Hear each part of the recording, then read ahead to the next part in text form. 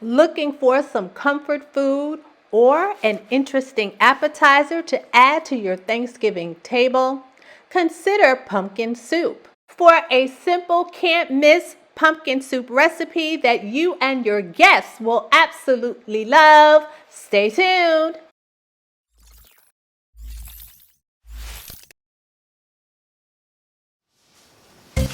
Hey good people, welcome to Mommy Room Redo. This is a show to help you moms design homes that you'll love and your kids will enjoy. In this episode, we'll give you a DIY to try in your kitchen. We're whipping up some pumpkin soup, y'all. Let's get started. Hey sis! We know you've been watching Mommy Room Redo content, but you have yet to subscribe. So let's change that right now. First things first, when you go to the supermarket, do not get the pumpkin that you carve. While you can eat that pumpkin, it tastes awful. So leave that in your yard. Instead, you want the pumpkin like the one pictured above. And this is how you would prepare it. You would peel it, take the seeds out, chop it up.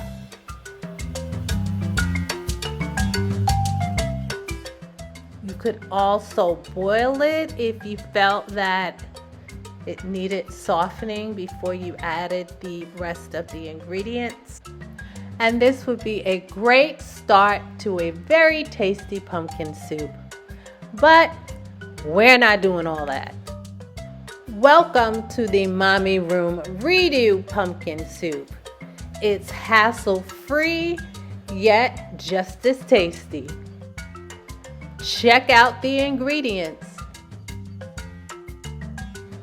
Get you 2 cans of organic pumpkin puree. I found them at Harris Teeter. If you can't find them at your local supermarket, try Whole Foods.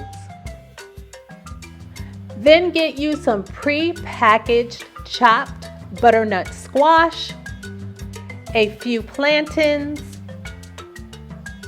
chopped sweet potatoes,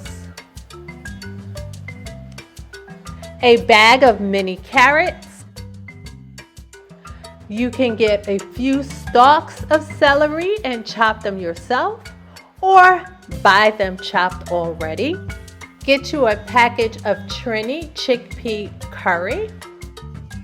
You'll also want curry seasoning, a package of green peas, a small container of vegetable broth, pepper, accent seasoning, turmeric, I add that to everything,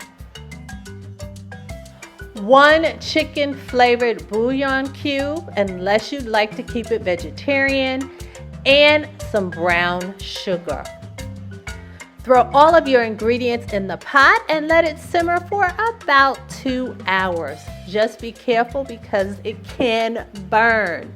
The whole point is just to make sure everything is soft enough for you to puree in the end so you can get a wonderful consistency for your pumpkin soup. Now you may have noticed that I didn't give you all of the measurements for each of the ingredients, and that's okay. I personally don't think that cooking is an exact science. I think it's about how you feel and using your mommy intuition. So, were you able to try this Mommy Room Redo recipe for pumpkin soup? If so, tell us how you liked it down in the comments or share a recipe of your own.